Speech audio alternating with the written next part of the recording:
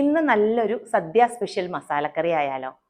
മസാലക്കറി തയ്യാറാക്കാനായിട്ട് വെളിച്ചെണ്ണയിൽ ഒരു 3 ഉരുളക്കിഴങ്ങും 2 ക്യാരറ്റും ഒരു 1/4 സ്പൂൺ ഉപ്പിട്ട് നന്നായിട്ടൊന്ന് വഴറ്റിയെടുക്കണം. ഒരു 5 മിനിറ്റ് നേരത്തോളം വഴറ്റിയെടുക്കണേ.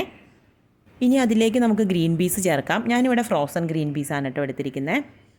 സാധാ ഗ്രീൻ പീസാണ് എടുക്കുന്നതെങ്കിൽ നന്നായിട്ടൊന്ന് കുതിർത്തി വെച്ച ശേഷം ഉപ്പിട്ട് ഉടഞ്ഞു പോവാതെ വേവിച്ചെടുത്താൽ മതി കേട്ടോ. 2 മിനിറ്റ് നേരം കൂടെ ഒന്ന് വഴറ്റിയ ശേഷം കഷ്ണങ്ങൾ കോരിയെടുത്ത് മാറ്റി വയ്ക്കാം. ഇനി ബാക്കിയുള്ള എണ്ണയിലേക്ക് നമുക്കൊരു 2 സവോള, 1/2 ഇഞ്ച് നീട്ടത്തിലുള്ള ഇഞ്ചിയും ഒരു 5-6 അല്ലി വെളുത്തുള്ളി കൂടെ ചതച്ചതും 2 തണ്ട് കറിവേപ്പിലയും ചേർത്ത് നല്ല ബ്രൗൺ കളറാകുന്നത് വരെ ഒന്ന് വഴറ്റിയ ശേഷം നമുക്കതിലേക്ക് ഒരു 2 തക്കാളി ചേർക്കാം.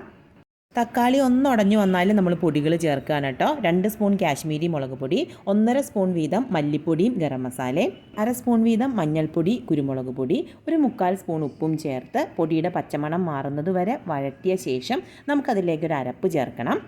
പിന്നായിട്ട് തേങ്ങയും പെരിഞ്ചീരകവും കൂടെ ഈ കളറിലാവുന്നത് വരെ വറുത്ത ശേഷം ഒരു 1/2 ഗ്ലാസ് വെള്ളം കൂടെ ഒഴിച്ച് ഇതുപോലെ പേസ്റ്റാക്കി അരച്ചെടുക്കുകയാണ് കേട്ടോ. ഇതിലേക്ക് നമ്മൾ വാട്ടി വെച്ചിരിക്കുന്ന വെജിറ്റബിൾസും കൂടെ ചേർത്ത് നന്നായിട്ടൊന്ന് ഇളക്കി യോജിപ്പിച്ച് ഒരു 1/4 ഗ്ലാസ് വെള്ളം ഒഴിച്ചു കൊടുത്ത് അടച്ചു വെച്ച് വേവിച്ചെടുക്കാം. വെള്ളം കൂടുതലുണ്ടെങ്കിൽ തീ കൂട്ടിയിട്ട് ഒന്ന് വറ്റിച്ചെടുത്തോളൂ കേട്ടോ. അങ്ങനെ നമ്മുടെ മസാലക്കറി റെഡി ആയിട്ടുണ്ട്. ട്രൈ ചെയ്ത് നോക്കിയിട്ട് ഫീഡ്ബാക്ക് അറിയിക്കണേ.